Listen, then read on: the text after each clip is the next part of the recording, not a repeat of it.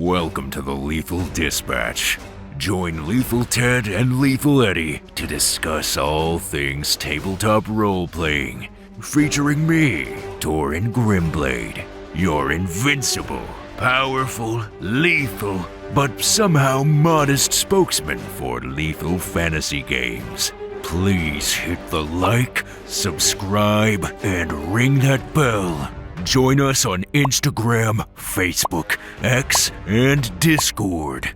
Do it now, or I will destroy you. What?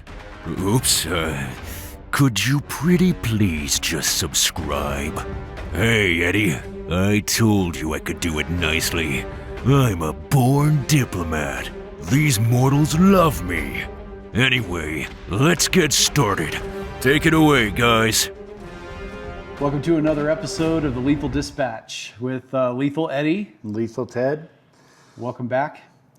We're going to talk a little bit about some monsters today, a little more detail than we've gone before, and a little bit more of our idea of how we think they can be presented.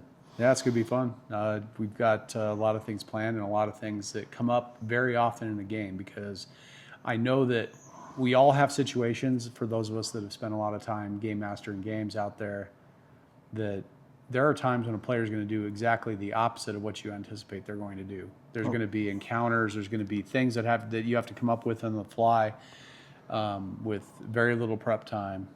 Those types of things. The other issue is just how long it takes to run all your monsters and keep them organized when you're running a game. And the other part of it is a little bit of the metagaming and how that happens at the table. Yeah, I mean, metagaming really comes down to knowing the rules, right? And it means the players are knowing the rules. And unfortunately we don't have some lock on the monster manual, so they all know what's in the monster manual, and I don't know how many times most of us as game masters have said, well, that's not how that works, or that's not the power that they have. To which the answer should be silence, and just like, maybe you don't know what you're fighting exactly. Or, if you were going to say something, it would be like, not today, because, we've talked a lot about variations in monsters. Very much so. One of the things that I think metagaming grows out of is part of the problem with so many of the early monster books and even the more current monster books. And, I haven't spent any real time on D&D 2024. I've seen enough of it from what I've been shown. But, I think what they've done is they sort of even collapsed even more the descriptions and the variables between races. So one of the things we were going to do today is talk a little bit about, the lethal fantasy goblin from Mythterra, as opposed to the goblin that has been out there. And the reason we decided goblin was because it's something we've talked about before, thrown out, the D&D, you have to know whether they're a shopkeeper or the Men's Liberation Front coming into your town, so you can't just fight the evil goblin.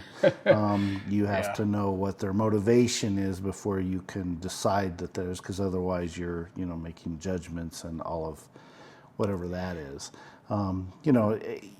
That is an interesting thing, but a lot of that comes from the fact, and the reason that people metagame and the reason they talk about things is that exact description begs you to say, why did you tell them the goblin anything is coming into town, right? I mean, how do you even know it's a goblin?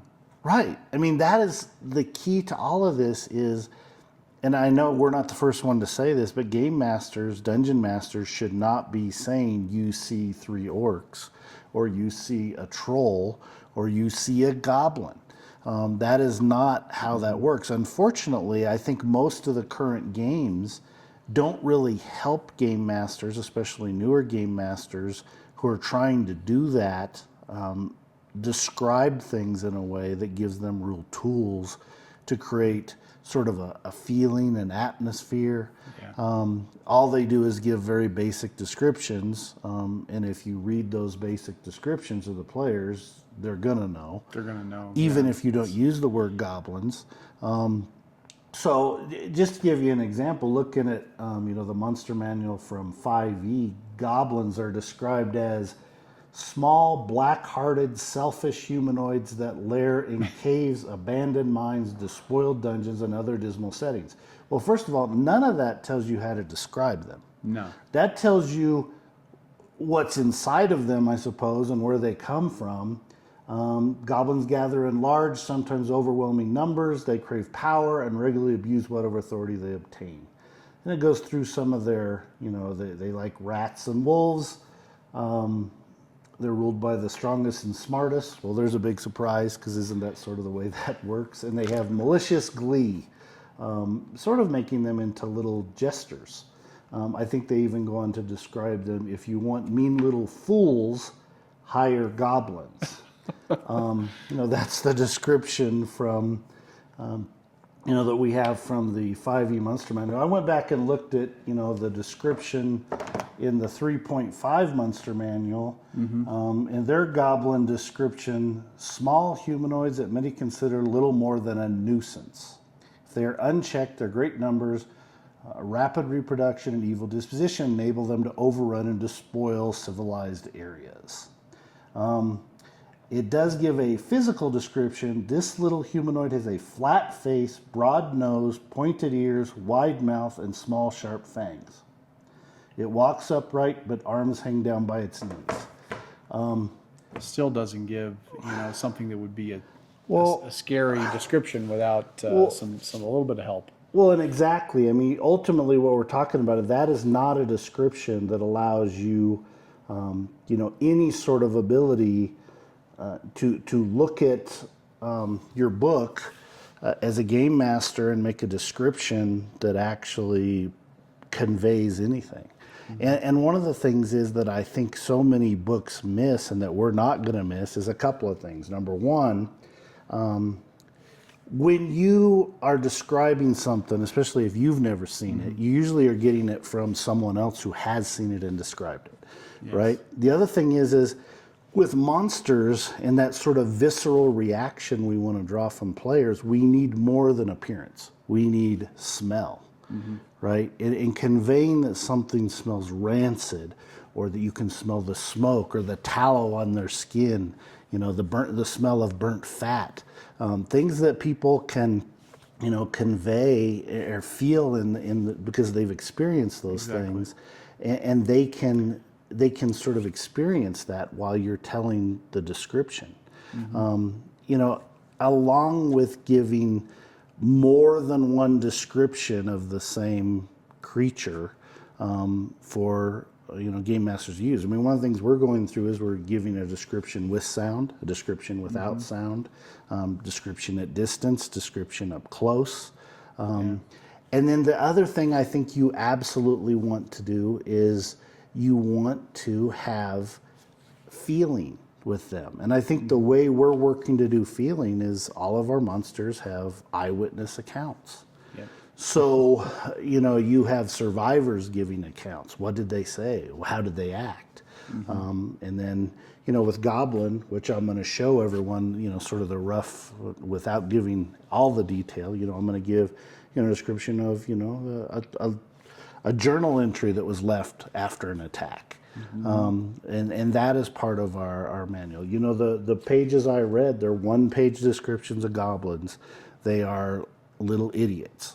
Okay, that's basically what they're throwing at us. Which is sad because, the reality is that, I ran a playtest game on Saturday with a couple of folks that were around. And needless to say, the information they were getting from the town folk were certainly not telling them it was goblins. But when they're finding half-eaten goats and half, all this mayhem, stolen items and script and stuff that was very mysterious, they had no idea what they were really dealing with until they got right in front of them. And would they? That is really the truth of this whole thing, is when you're dealing with, this, what is killing the animals?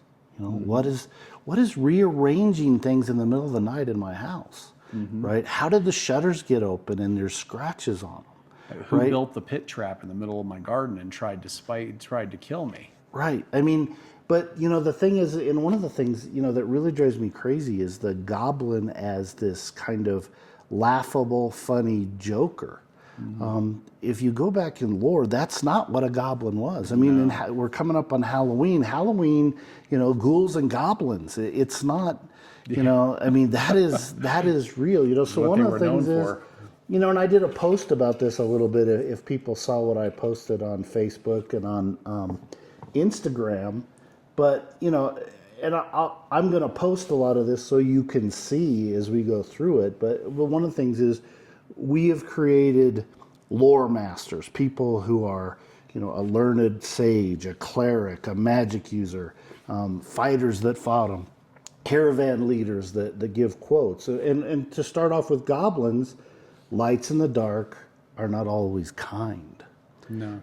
Because our goblins, as opposed to seeing in the dark, one of the things we always think about with goblins and with, sort of the eeriness, creepiness of them is that light out in the darkness. The eyes that you can see staring at you.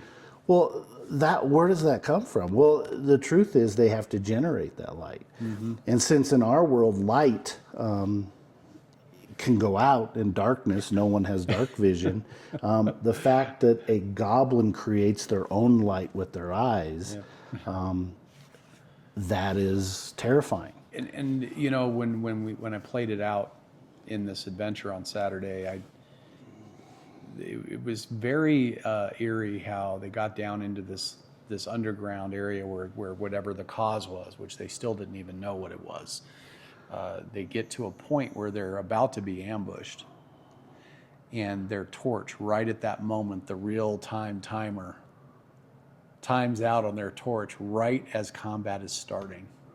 Right, and that's the beauty of, again, some games have used the real-time timer, but what we've added into it is unpredictability, because they do not know exactly how long. I mean, does every torch burn 60 minutes? No. I don't think that's the way anything works. Does every match burn the exact amount of time? Does every candle? I mean, there's a range, and we've accounted for that, but, and we've done the same thing with spells. Because what it does do is it creates this anticipation and the desire to move through things. And then when the lights go out... It created a dark atmosphere that had the players on the edge of their seat, like ready to bolt at that point, because they can't see. They're in fear of their very lives. They've already avoided a couple of life-threatening traps. And now they're in the dark, and they know that the enemy's there because of their eyes. Yet, what are they going to do? Well, and as the lights appear and vanish and appear and vanish, it freaks them out. The ability to create that suspense, and then the use of music can help in these kind of games too. But that kind of apprehension, because you got to remember, it's supposed to be the monster manual, right? And ours is going to be the Lethal Book of Monsters, right? Heavy on the lethal, because goblins are lethal. Oh, they're monsters. Right? We don't have anything in our monster book that isn't a monster. And the thing is, goblins, if you really step away from all the nonsense we've got out there, the goofiness and the jester costumes and all that, and think about what that is, that's a Pathfinder version, not our version, but... You wouldn't want to run into that guy. If you run into this, right, you're not laughing. Oh, no. Right? And they're not goofy little whatever. They're malevolent. Our description, that we go through it, and just to go through even just one, the descriptions, if you're approaching this, from the edge of the dark comes a sound, a wet, chittering laugh, sharp as broken glass, a pair of yellow lights glimmer between the rocks, shifting and narrowing like eyes. But not only see, but they shine. Another pair joins it, and then another, and another.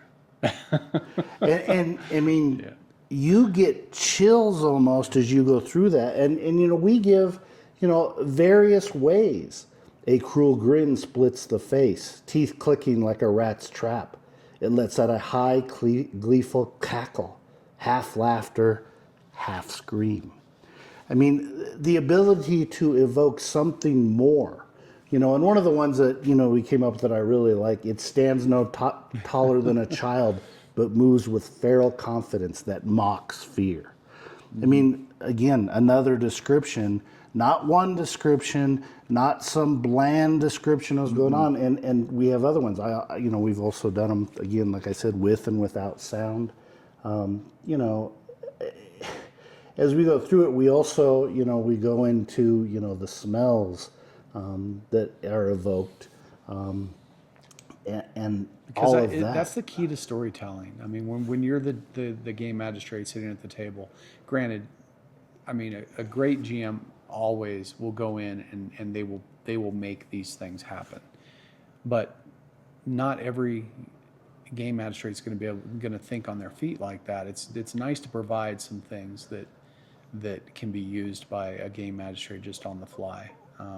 Right. What we want to do is add to them continually, right? And we've, our goblin description, because we're not going to come out with 1,000 monsters because we want the monsters we have to be visceral and real. Well, we were talking about that. I mean, just in the Bestiary 3, I mean, I just pulled this one as an example. There's 4 hags in this thing. How many total number of hags are there in the Pathfinder world? Probably 8, 10? Well, because they get to claim they have another 400 monsters. Yeah, right? well, that's great. But we can do it with a D10 and just you decide what type of hag you have in any one moment. How can they metagame? Which also takes the ability of the predictability away from the player, because we're determining all of those kind of variables of the monster either in our mind or ahead of time as they fight the monster, so they don't have the ability to do that. Some of the things that we've added into our goblins, looking for lore, is one of the things that they revel in is to take, and this is probably going to have the X sign all over it, is that they like to take the children first. Why? And again, we've got a quote. They take the little ones first, not to eat, but to break the rest of us. We all know what happens when a child goes missing. Yeah, you lose your mind. Veritul, acolyte of Coldgrave. That is, I mean, to me, this is what I always wanted as a game master, the ability to come up with these kind of things, so that I could, help me describe them. Well, that goes back to, once again, you brought up Halloween, and you brought up that it was all about witches and goblins, right? Well, what did the goblins do? Yeah.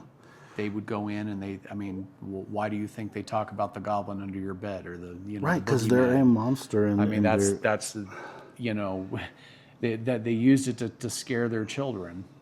I mean. Right, and again, we went through, the smells of rancid oil, burnt fat, and mildew, and we have great descriptions of why they smell like that. Even, then we're going to go through, and we've got a bunch of legends and things of them. Children are told never to stare into the dark too long; the lights will stare back. Some scary things. Right. When you let your imagination go wild, and the players at the table, their imagination will start to run wild. And I will tell you, I mean, goblins lived up to their names. In 15 seconds, I had the entire, the group was running away from the encounter. Well, of course, because they feel that terror, and that's ultimately what we want to generate, because it's, this is a game where we want to feel alive, and we want to feel that risk, and we want to feel like what is happening is real to an extent, right? And so, I understand the triggerings and all that other stuff, but I mean, in the end, we're looking to create a game that is extremely visceral with real villains that are really, really bad. And to start with, the reason I brought up goblins is our goblins are not, and our description is the goblins of Mythterra are not nuisances or jesters. They are living echoes of malice, remnants of a cruelty that whisper throughout the world. That is what a goblin is to us. Again, in some of the legends, I just love going through this, and they're growing because we find things as we're play testing and go through them. Don't think they hide from the light; they only wait for it to fade. right? I mean, there's a lot of things you can come up with, and I'll post some of the the journal entry so that you can see that. But it's a journal entry of a merchant trying to make his way home to his family. And these eyes are appearing and they're watching him and he doesn't know what they are and he's trying to move, he's trying to build up the fire. But they keep going to him, and then he starts hearing his mother's voice calling from him. Because see, our goblins have this ability to bring forth the voice of people, loved ones, that they even sit and long listen gone. to. Yeah, they can draw them in. And he's talking about, my mother's been gone some 20 years, but yet she calls for me from the forest. One words, but the voice is hollow. It's not full of his soul. What is that? The terror of something like that is so visceral and real, and that's what a monster is. I think the problem with that Dungeons and Dragons has, Pathfinder has, is there is this so much desire to turn them into people that we've lost the monster inside of them. Oh, I want to play a goblin, right? You don't play a goblin. Goblins are maliciously evil. Now, could there be some offset, like a Drist, that in some way shows up in some story? Great story. A whole bunch of them that are just good old buddies that go drinking with you at the bar. Not such a good story anymore. And it's not, and it could be for you. It's not what Lethal Fantasy will be about. And I mean, the influence of the evil moon in the world of Mythterra is real. I mean, the Nectarian part, which is our version of the evil elven race, right? Is, I mean, far more dire. I think if you could take what truly was intended with Drow and really hold to that versus the watered down version that we see in the most recent games is. Well, I mean, truthfully, we've decided to magnify most of it. Because to me, again, going back, and this goes back to our first episode, the apprehension, the fear, the stress of what you're about to see is what makes winning great. I mean, I guess we should feel bad if we're just slaughtering a bunch of playful little middle children that are a little bit green. I mean, that would be awful, right? Yeah. But that's not what they are. No. Right? That's not what orcs are, and we'll talk about what orcs are. And I saw somebody posted online today about how they're evil and they like to kill and eat their pros or their enemies, and so that's going to be my orc if I ever create a thing. And I responded on to that. It was a guy on Twitter that was talking about making his own thing. And my response was, yeah, that's awesome. But that's like a 3 on our scale of evil. Exactly. Because I can't wait to tell you what our orcs do, how they populate the world and what their goals are. Because again, there's no mistaking. Because it's horrible. It's horrible. It's horrible. They are a horrible plague upon the world. There are half-orcs, but they are those who are able to resist the blood of the orc, and they are incredibly rare. But again, that's jumping into another episode. But what again is all of our creatures are going to have that kind of a setting. It sort of comes down to, and I think The Walking Dead did this okay.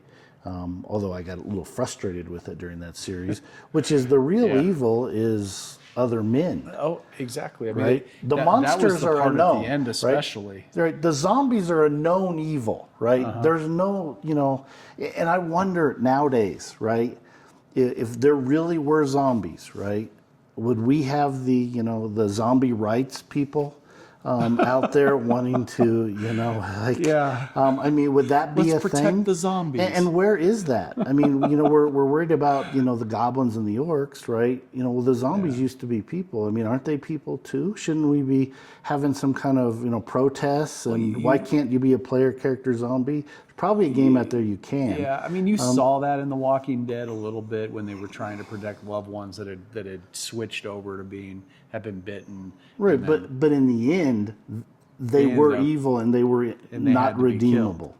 Exactly. Right? Because that's no longer a loved one. That is Exactly. It's just a husk monster. of what it used to be. And the zombies in our world are going to be very much the same. And I mean, as far as the veracity and the nastiness that they bring. Yeah, and the risk, right? I mean, Again, the risk. The risk of basically dying of similar. I mean, we would Becoming talk a about zombie zombie. rot. Well, yeah, but know. I mean, how many games do we really have that where you can become a zombie if they bite you? Well, they talk about filth fever, but I mean, Right, I mean, To because me, that's they don't weak. want to do it. I mean, first of all, zombies are not going to be commonplace. no. Right, it's not like wandering zombie tribe. That's not a thing. Zombies are a very specific issue, and not giving too much away, but we actually one of our introductory modules is going to be sort of the origin of the zombie plague, Yeah. so There's I mean, there's again, some good stuff there. right. So again, one of the things I think we wanted to do, though, with that said, is I didn't show you any stat block. Right. No. Well, and then let's talk about stat blocks because, I mean, to me, the stat block is it's great when they're already made and in a book. But the stat block is also part of how players so easily metagame. well, of course, because they read the book and they go, wait, they don't have that many hit points, or their defense is this, or I can hit them with a blunt weapon, or I have a piercing weapon. Everyone get out their torches because it's a troll and we need to burn it. Right? All of those things apply, but if all monsters are not that simple, right, and they don't know what the game master's going to pull, then they can, even if you were to be lazy and say it's a troll, but if in the book there are 8 different varieties of troll with 8 different types of weaknesses, that does them no good. Exactly. Right, and the problem that they also go into in the books is they say, okay, it's a frost troll or a stone troll or a whatever, but you're still giving it away as soon as you do that. And if they are described differently every time, and these very bland descriptions, right? But why would they all look alike? Right? Why would every monster look exactly alike? Does every troll look exactly alike? I don't think they have to, right? I think they can. Plus, if you just describe, this lumbering beast that drools as it comes over and through the trees, you smell this rancid, disgusting smell as its breath emanates through the swamp, right? Its teeth open up yellow. And it grins at you and just comes forward as if it wants to tear you limb from limb. I mean, what is that? It's scary, right? But what is it? We Right, don't know but what's that's it. the thing. But if you go in and read word for word what's in the description, right, you're not going to get that. I mean, you could describe a big gorilla, right, and they wouldn't know what it was, right? It lumbers forward, sometimes on 2, sometimes on 3. It comes forward, big, strong muscles, hair all over its body, and its teeth are sticking out in white, and as it grits its teeth and roars as it approaches. Is that a gorilla? Maybe. I mean, I just came up with that totally out of the blue, but what I'm saying is you don't have to say it's a gorilla. What are they fighting, right? They don't need to know. Right. Exactly. And truthfully, I don't think players want to know because that turns it into a stat block versus a game versus this mystery, which we go back to the first episodes we were talking about. That's what drew me in. I didn't know what I was fighting. I was scared to death of everything I fought. I'm wandering around in this dungeon. That means I run into, what am I fighting? What is it? It's a monster. And a lot of that vanished when I read the books. What we want to do is make it stay there even if you've read the books. And you can do this in all games. Well, I was going to say, I mean, there's so much material out there. I think one of the key things with our game versus a lot of the games out there is the conversion process. Right. I mean, I think we should play a little game. Like, Okay. we play the game of, well, we won't say pin the tail on the donkey, but it's like we can convert a monster live on the show. What do you think? You really want to do that? Okay. Who's doing it? Yeah, you wanna pick one? Out of this one? Yeah. What is this? Pathfinder. Oh, there's some kind of big zombie thing. What is it? Oh, there's some kind of big monkey thing. I know we've got some different creatures in art. Oh, how about this? How about the boar worm? Because we've got a worm. Oh, that's Brett right. Chumley did a big worm for us. Remember? So that would kind of fit. It looks kind of the same, although I think our mouth is much cooler. Because I don't know if everyone's seen that art, but that's where the guy's inside of it. He's getting chewed up. Yeah. So, all right. So you're going to convert this guy? Yeah. So See how long it takes you? yeah. So tell me. I mean, what is the what kind of attacks does it have? Well, it looks like, and I've never read this.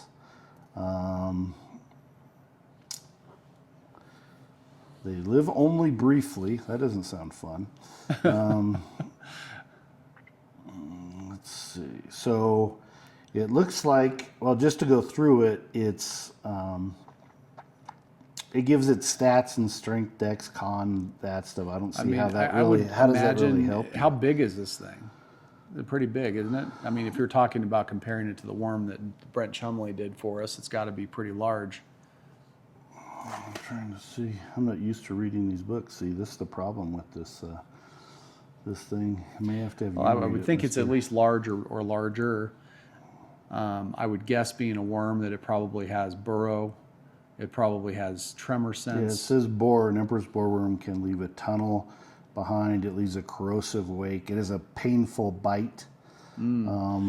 So the bite is its primary attack. it appears it's the primary attack. So I guess we can just go through and read this. So how would you convert What is this? the CR, or the level of this particular creature? What has 60 hit points? Do they list CR on this thing somewhere? I think it's just like it may give a level. Oh, creature 7. Okay, so that would be basically the level 7 creature, which in our game, our games don't convert exactly to, so it'd probably be equivalent to maybe a 14th level. Right, 50, because we split our levels in half. Yeah, so Because probably, we want to keep the low level experience going a little longer, but still give bonuses. So what is the more bonus to attack on this, according to what Pathfinder would normally do?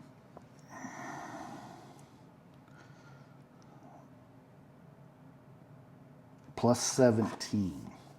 So it says bite plus 17 with a reach of 15 feet. Oh well, we could definitely keep the reach without any problem whatsoever. Right, because reach just converts straight across. Convert straight across, and really the plus 17, we'd probably convert that for the ease of dice to a plus an 18 modifier, which would be, you would roll your D20, your D30, a D12, and which would be a 0 to 11, and then a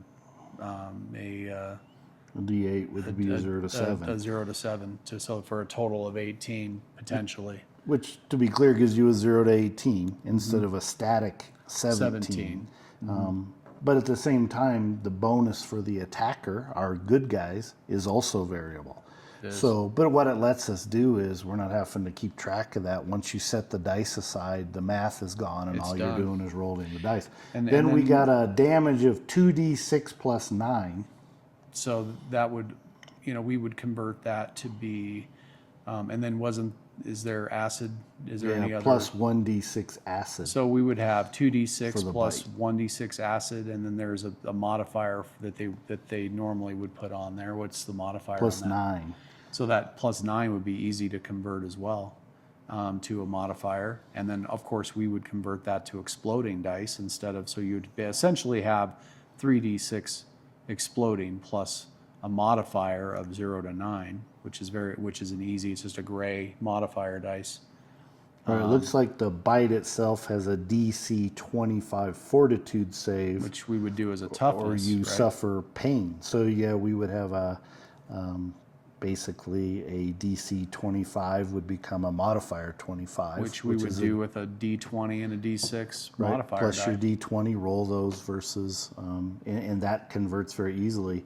And so basically what we're doing is turning static numbers into modifiers. And the explanation for that is, that acid is not always going to get all over you, right? Sometimes a little gets on you, sometimes a lot gets on you, and that's why the modifier isn't static, because it gets boring to always be static. And again, it requires referring back to this. Again, once we look at this, set our dice aside, all you're doing is rolling dice. The game rolls so much faster. And then, of course, if the person on a D30 rolls a 2, if the game magistrate rolls a 2 or a 3 on the dice, they're doing double, triple damage. I mean, there's a potential to cause a flash of pain to a player, which I think would be a potential issue when you're bit by something that big. Right. Well, it says it's a pain.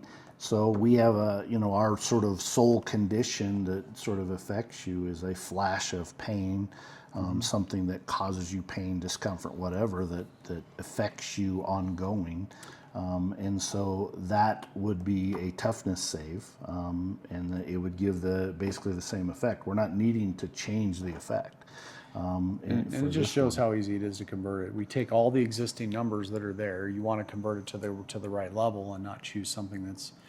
But you could even make adjustments to that to have it fit within a lower level game very easily, without much adjustment.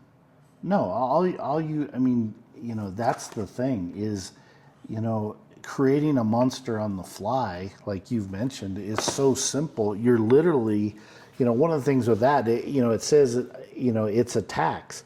Because the way we convert things to is, since instead of attacking every round, we have progression dice, and for monsters, those are 12-sided dice. And so a monster each second would have to roll their progression dice and see if they are able to strike that second. A round in Pathfinder is 6 seconds? Yeah, so we probably, at that worm, we'd probably have them on a 1 to 3 out of a D12 on their progression. Right. So if and they would roll get a 1 6 to 3, chances to roll that. So the chances are pretty high that they would probably get 2 to 3 attacks within that period of time. Right. So it's going to convert pretty, but the beauty of it is you don't know, right? Because there's a chance they're going to attack all 6 seconds. There's also a chance they might not get an attack, which would mean that they didn't find that opportunity, and the players can take a big sigh of relief. But what they never know, because we're doing it second by second, which again is something I guess we've beaten to death, they don't get to, they've attacked, now the rest of the table gets to go, and we know the worm doesn't do anything till we all do that. Yeah. That doesn't come into play, because every second, even though they just went, they might go again. And who's to say the worm's not going to dive down into the ground and burrow up and appear right next to a different player? Right. But what we avoid is that whole thing of, the worm, I think it said it can go 30 feet, right? The worm isn't going to be able to go 30 feet before you can do anything, because it's second by second. Everybody's moving simultaneously. Exactly. And they're moving, so if you see it start diving down, you can start running. You don't have to wait till it comes up and eats you, then run away, because that realistically isn't how the world works. And we go back to our football examples and other examples of, we don't deal with things that way.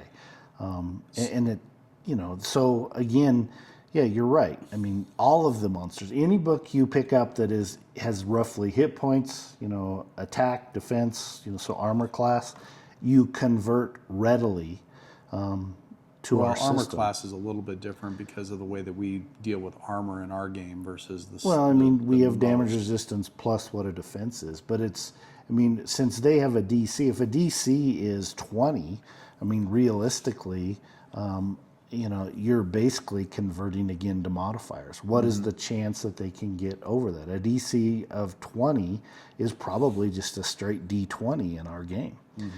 They can have a really poor defense, or they can have a really great defense if it's a DC of 25. So the benefit of that is, and you would say, well, that's going to make them easy to hit. Sometimes, right? But you got to remember your attack modifier is also a 0 to max. Exactly. So if you have a plus 12 to hit, you might get a 0.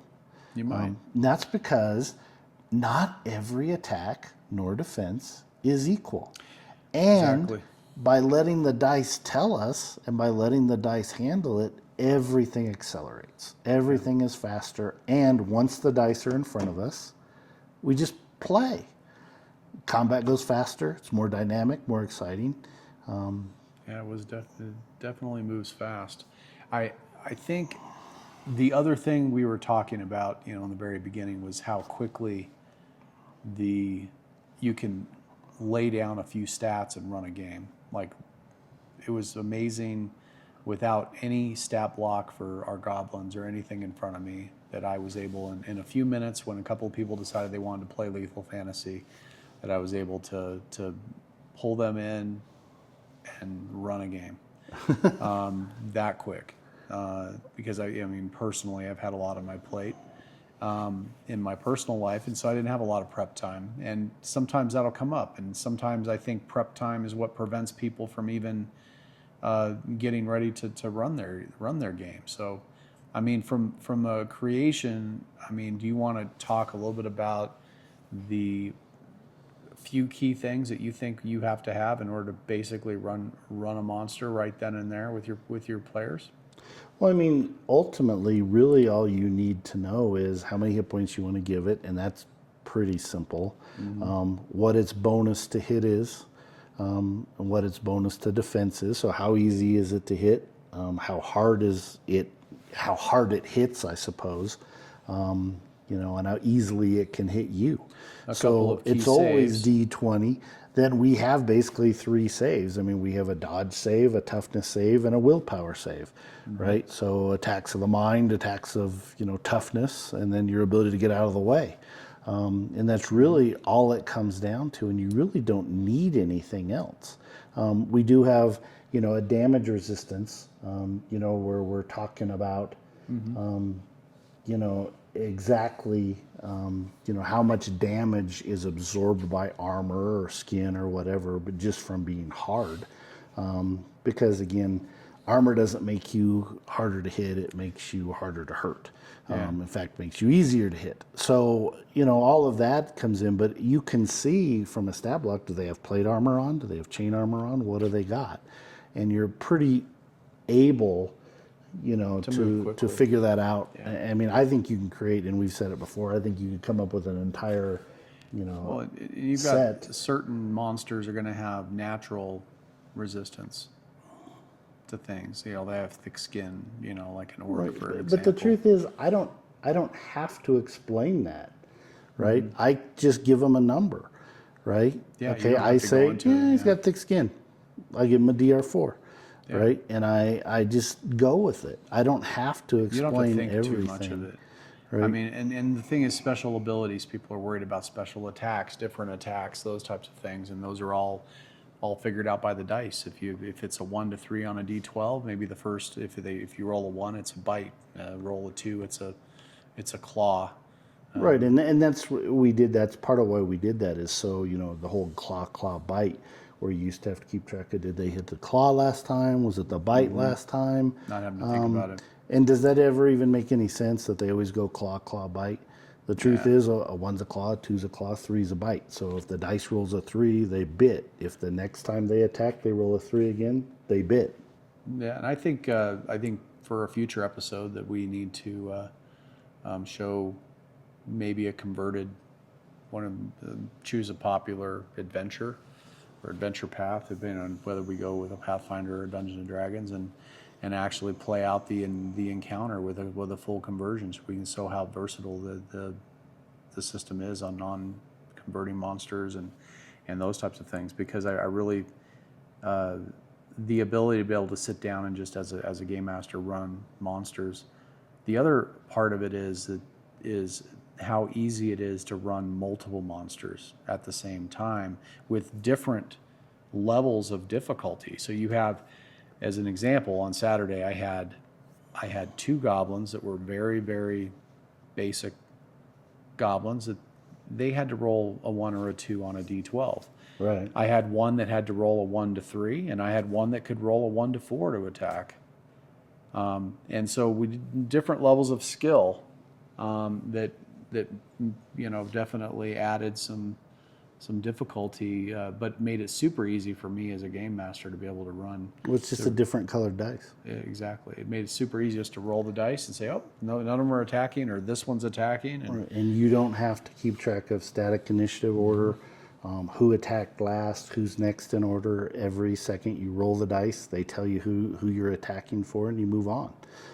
It really, I mean, it's honestly so simple, and people hear it and they don't understand always, but once they've seen it, it's an eye opener.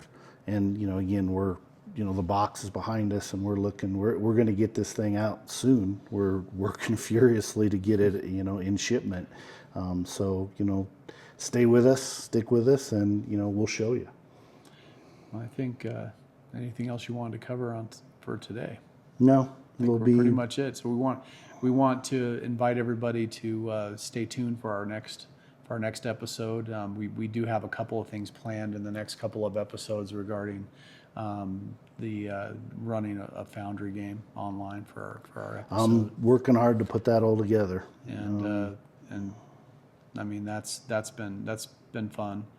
I know that we're working on art, we're working on maps, we're working on a lot of things as it pertains to the box set, some editing.